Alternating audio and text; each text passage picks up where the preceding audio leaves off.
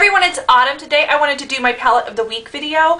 I haven't filmed one in quite some time and I want to start getting back onto schedule because I do have several palettes that I still need to do one of these videos for. But I told you when I did my last one that I would be doing the Too Faced Chocolate Bar palette next. I actually filmed the looks almost maybe a month, possibly even 2 months ago.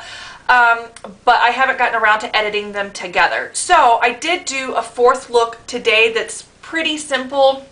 That's what I currently have on. I didn't film the look, but I'll go ahead and I will tell you what is on my eyes. This all over the lid into the brow bone. This in the crease. And then this on the eyelid just for a little bit of a sheen. So it's a very minimal, sort of simple look. If you wanted something very fresh, not very noticeable, that's kind of what I was going for today, so that's what I did. So that's what I used today. So I'm going to go ahead, jump into the 3 different looks that I did, and then after that I will show you a picture of some swatches and talk about my final opinion on this palette. Alright, so I'm going to go ahead and get started with the eye look, and the first thing that I'm going to do is go over my eyeshadow primer that I've put down with a little bit of this Revlon Nearly Naked powder. I'm just doing this to kind of set the primer to where the darker shadows that I place down don't kind of stick and they blend more easily. You could definitely use this shade right here in the palette. Sorry, I didn't mean to flip you off. That's the only finger I had available. You could definitely use that shade. However, I find that it offers a little bit more coverage and it can muddy up the eyeshadow a little bit. And since I'm using darker shadows, I don't want to do that. So definitely use like a light powder, translucent powder, anything like that, just to kind of set your eyeshadow primer in place. I'm just going to dust off any extra, and I'm just going to start placing this all over the lid. Alright, so I want to go for more of a deep bronzy look today, just for funsies. And I kind of played around with some of the shades on the back of my hand, and I do want to let you know that I'm not going to use it today because I used them a lot, and I don't know, you guys might want to just see what it looks like without. But if you have like a brown sort of metallic paint pot or color tattoo or eye pencil, anything like that, laying a colored base down does make this look more dimensional and it looks prettier on the eye. I'm not going to do that today though, just so you can kind of see how these work on their own. So anyway, I'm first going to dip in to this brown shade right here. I'm just going to dust off any extra, and I'm just going to start placing this all over the lid. I'm just going to go through and blend both lids, just kind of blend up with this large fluffy brush that I used for the powder. I'm using the same brush that I used the first time. I'm going to dig into this maroon brown shade right here, and I am going to place that in the outer corner of the eye. So then again, taking the same brush, I'm going to go into this shade right here, which is like a bronzy metallic brown, and place that on the center of the lid. And now I'm going to go in with this pencil brush, and I'm going to go into the first shade that I went into, which is this brown right here. And I'm going to put that on there, and then I'm going to do kind of a thicker line today. Not just the lash line, but I'm going to kind of draw it a little bit thicker and bring it down, than probably more than I normally do. Connect it and then go in with my finger and smudge it a little bit more. It kind of looks like that. That is all for the eyeshadow. I'm going to go ahead, finish my makeup, and then I'll be back to show you the completed look. So anyway, that is today's look, and I will see you with tomorrow's look. Alright, so hopefully you can see everything. I'm going to go in today with a more natural look just because I'm going to be going into my daughter's school to help out in the classroom. So I'm first going to go in with this light shade right here, the big matte cream shade. And let me move my mirror so I can actually see my face.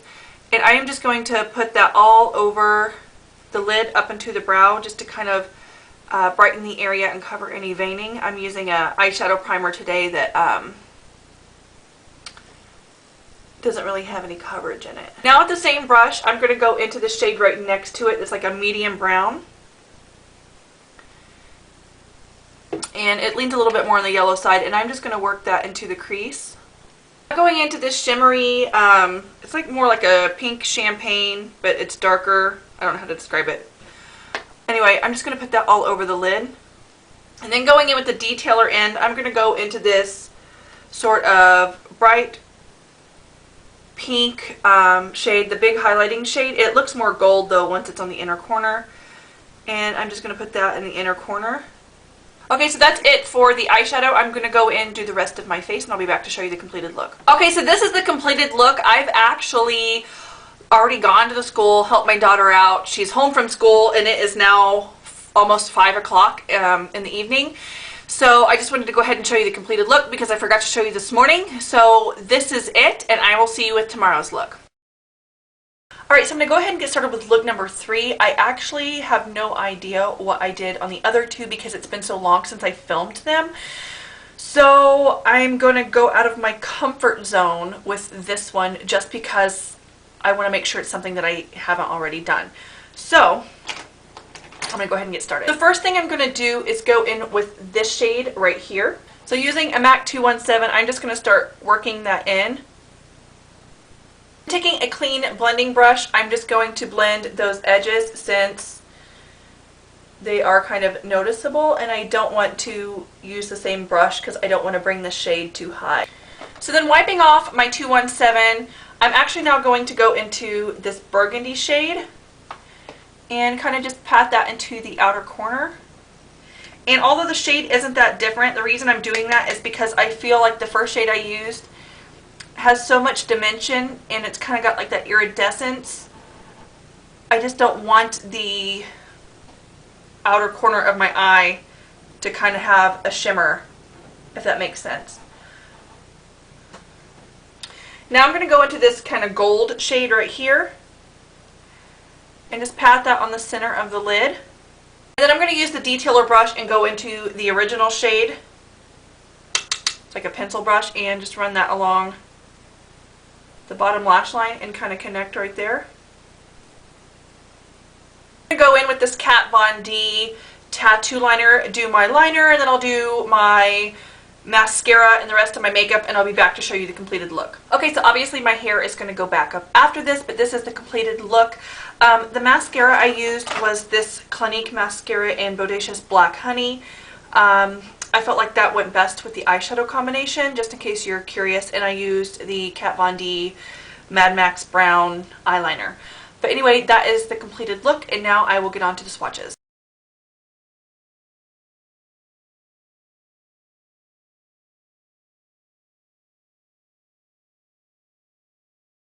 Okay, so now that you've seen my swatches, I'm just going to go ahead and give a quick opinion on the palette. I don't feel like you need my full-on review because this palette has been reviewed for several years now. Everybody has talked about it. So I think that you pretty much know everything about the palette from seeing other people. I think if you're watching this video, you probably just watched what 3 looks I created. And anyway, so my final thoughts on the palette are, I wish, and I say this about almost every palette that has these types of shades, but I wish they would stop putting glitter in shades. So I really won't be using these 2 shades a whole lot because they do have glitter in them, and once you start to blend them onto the eye, they no longer really have, the glitter doesn't really show up on the eye. It falls down or goes into the air or wherever, and what you're left with is the back shade behind the glitter. So they just need to stop putting it on there. If you want glitter on your eyelid or you want this to stick, you're probably going to have to just kind of pat it onto the eye, and maybe even wet your brush a little bit and then pat it onto the eye to make sure that the glitter sticks. But you can't really blend or the glitter just goes away. So that's just kind of annoying. I don't like glitter, so I just wish they just didn't put it in there to where I would be able to use the shades a little bit better, because I feel like this shade behind it is a gorgeous shade, but honestly it's very similar to this shade down here after the glitter goes away. So there they are. Let me dust away the glitter. And then here they are. So I mean, the one with the glitter slightly deeper, I would say a little leaning more purple, and then the other one's just more of a maroon shade. But at the same time, they are very similar once the glitter goes away. So I don't know, I just wish they didn't put glitter in it. I'm going to stop harping on that now. The smell, if you don't have this palette, obviously everybody talks about the smell of the palette. I was kind of worried about that because I thought it would be irritating to the eyes. I don't find it irritating at all. And so I'm perfectly fine with the fact that it has like that cocoa sort of smell. I think it's great. And then another thing, I like the fact that this base shade right here is larger because I feel like I would use that a lot. But also be warned, like, using a base shade all over, which a lot of people do, it has an upside and a downside. The upside to using a base shade all over the lid is that it helps the other shades to blend easier. But at the same time, when you're putting like these, if you're wanting a very sort of pigmented, bold look, and you don't want it, and you don't want everything to blend together, or you don't want the color to be subdued, if you put down a big white base shade and then you start adding other shades and blending on top of it, it's going to subdue those shades. You're not going to get the full color payoff that maybe you were hoping for. So that's kind of the plus side. I mean, I guess the downside, if that's something you were looking for, and the plus side is that everything blends easier.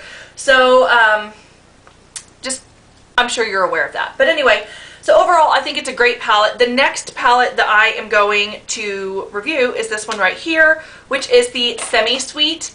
And here is mine. And so I will be doing this one next and giving my opinions on this one. I feel like I have more opinions on this one than I do the other one. But anyway, we'll get to that.